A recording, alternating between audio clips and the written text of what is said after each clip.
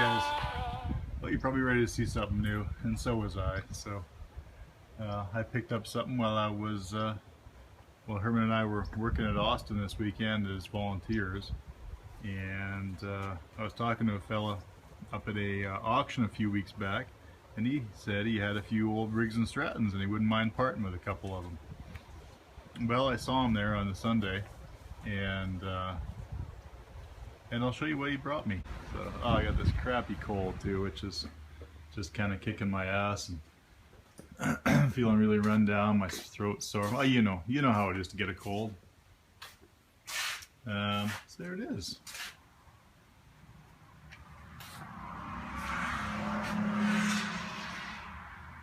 That is a. This is what I think it is. I'll tell you what I think it is first, and if anyone has another idea, go ahead and let me know. So what I think this is a paint spraying rig. So you'd want to go paint somewhere, where you don't have a plug-in, you don't have a generator. Back when this motor was made and that compressor was made, the generators have been fairly large, and not the small generators that we have nowadays. And of course, you're not going to run a 400-foot extension cord out to the back 40 to spray paint your fence.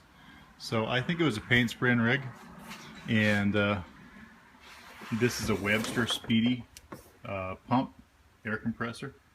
And the reason, the main reason I think it's a paint spray rig instead of just a air compressor is because there's kind of paint all over this thing. Currently there's red and green paint on it, so I'm guessing somebody was painting something, red and green, and I found a few other little sprinkles of white here and there, and stuff like that. The compressor diaphragm is still good, no cracks in it, so it actually still works. If you just spin over the pulley, you can get a little bit of suction, or a little blowing, I guess, on the hose. Hose is old too. So anyway, on to the most important part of this whole rig here, and cleaned up the tag. The old fellow that I bought it from didn't really know what it was, other than it was a Kicker Briggs. But this is a Briggs WMB. What I ended up getting from the serial number, let's see if I can get you guys in on there. Is that fuel another way? So that's a WMB, and that serial number dates back to 1940. So this is a 1940 Briggs and Stratton. So was the compressor, the pump, was it with that motor the whole time? Yeah, I don't know. Who knows, right? It's all mounted on a metal tray, so maybe it was on a cart or something, or who knows? Maybe it got paired up later on, in the, God, I don't know, 50s, 60s, 70s, 80s. I have no idea. If anyone's ever seen one of these around, let me know. It's got a Webster Speedy air pump on it. It's all complete. The only thing that's missing, as far as I can see, is the choke cable. But this is the actual choke. There's not supposed to be an air cleaner on it, so that's your air inlet right there. Oh, excuse me. That's your air inlet, so it just uses fresh air. So obviously it doesn't get used in dusty environments. And that's your choke. That's pretty simple. That's just a pipe fitting with a what do you call that? Barbed fitting, barbed end on it, so you can slide your hose over top of it. Who knows when that ever went on there, but that's not original to the motor, so I'm not worried about that. Originally black, I could tell because when I took this nameplate off to clean it off, behind here is shiny black.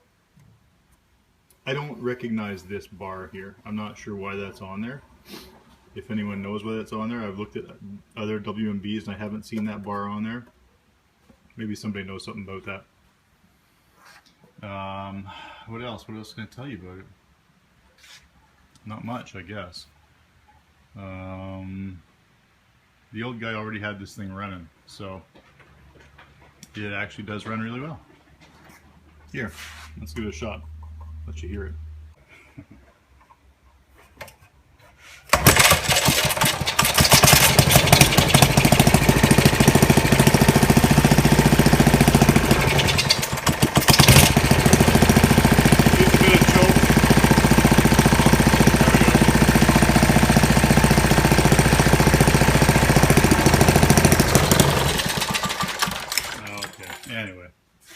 I didn't have it warmed up yet. It needed a little bit more choke, but anyway, it actually runs pretty good.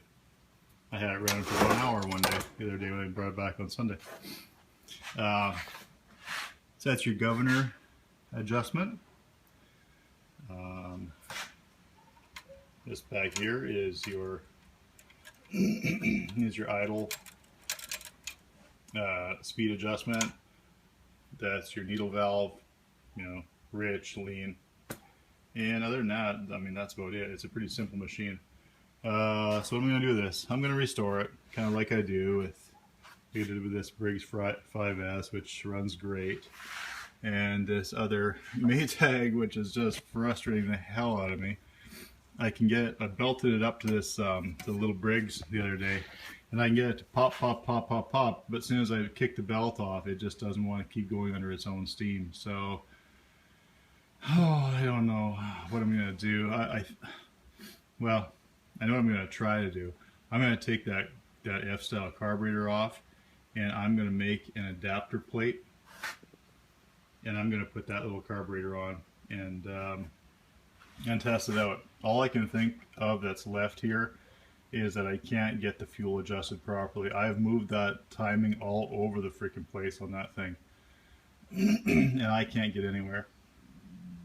So again, if anyone has any ideas about getting those early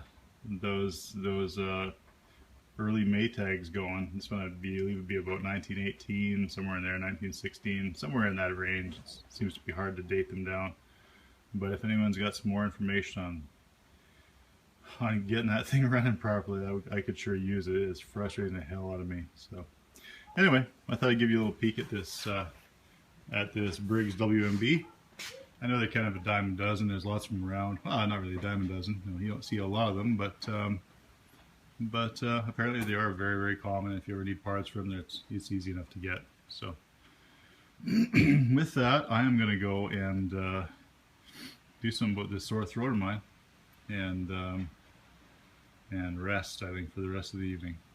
So anyway, tubers, have a good evening.